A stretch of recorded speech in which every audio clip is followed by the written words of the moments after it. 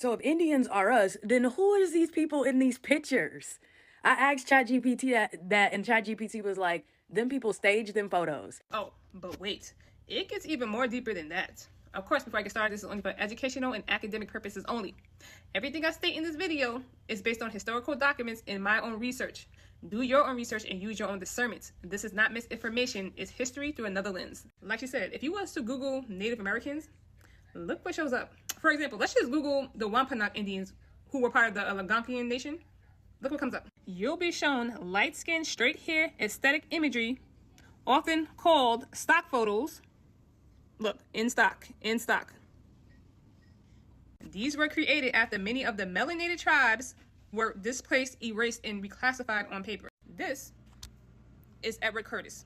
He worked from the 1900s all the way up into the 1930s, documenting Native Americans across North America. But here's what they don't tell you. He staged almost every photo, documented it as history.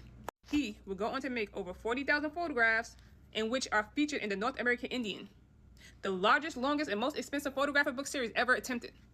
And he worked with people like George Hunt and Upshaw, who was like a translator for these Native Americans. And then if you go on to the bottom, it says Hunt translated, arranged models, and created props while working on Volume 10. Here's another example of his work.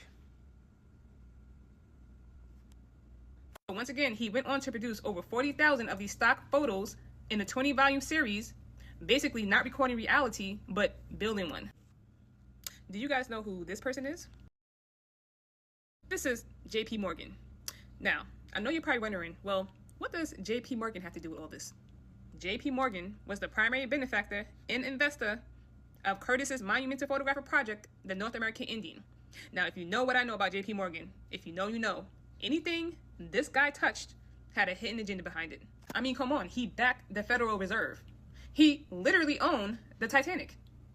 Oh, yeah, didn't know? He owned the company called the White Star Line, in which that company built the Titanic. J.P. Morgan owned the White Star Line through his shipping trust, which he formed in 1902 to monopolize Atlantic shipping. While the White Star Line operated as a British company, it was subsidiary of Morgan's American-controlled conglomerate, which directly owned the RMS Titanic. Funny how he was supposed to be one of the passengers on the Titanic, but then suddenly fell ill. But that's a whole nother rabbit hole, so let's reel it back in. So Curtis literally had elite backers for his project. Not only did he have funding from J.P. Morgan, he had backing from Frederick Webb Hodge, who was an American anthropologist and an archaeologist. He was the one who institutionalized it as ethnology. Institutionalize it as ethnology means taking Curtis's work and stamping it with the authority of science, academia, and institutions. So his work would be received as objective truth and not subjective art. So basically giving it the government stamp of approval. And it was also forwarded by President Roosevelt. A forward is like an endorsement from a celebrity. Think of it as if LeBron was to endorse a pair of sneakers and be like, these are the best, y'all would most likely believe him. That's what a forward is. So he was basically telling America to look at these photos as truth and y'all should believe it. So it basically gave his whole project the president's seal of approval. So his project had 3 different backings. Institutional backing from the Bureau of American Ethnology, which Hodge made it science. Presidential backing from Theodore Roosevelt. Elite backing from J.P. Morgan, in which he agreed to fund Curtis's work for 5 years, totaling $75,000. That would equal $2.5 million today, creating 40,000 of these stock photos in a 20-volume series that got published into schools, museums, libraries, that would shape the public perception for generations. Now, I don't believe in too many coincidences. Sounds very coordinated to me, backed by the most powerful institutions and individuals at that time. That's 3 different powers all involved in the same project. Now, why would elites fund his project, build a whole company behind it, and then help push his photos out? Mind you, the publication has been called the most gigantic undertaking since the making of the King James edition of the Bible.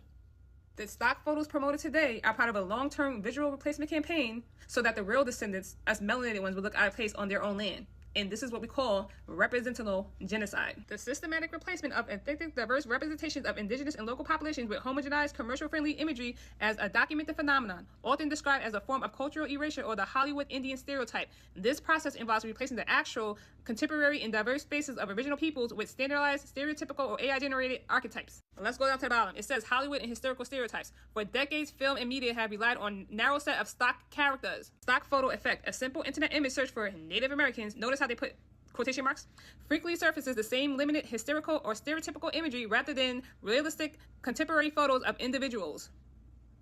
Curtis didn't photograph Native peoples. He photographed a fiction, and that fiction was distributed everywhere and taught as truth.